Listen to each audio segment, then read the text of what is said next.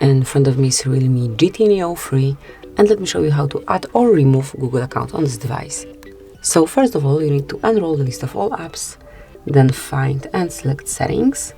Here you have to go down and choose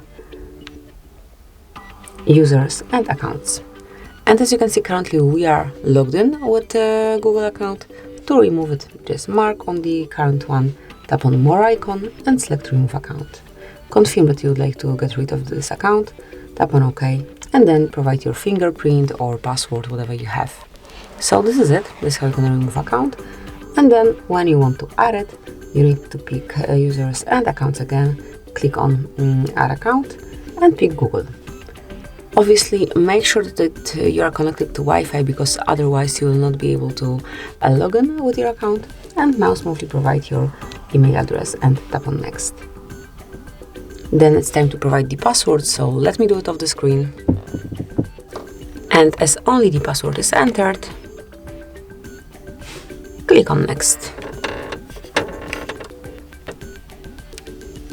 Then click on next again. Here you can come along with Google Terms of Service, Google Play Terms of Service, and also privacy policy. And then tap on I agree, obviously if you do agree.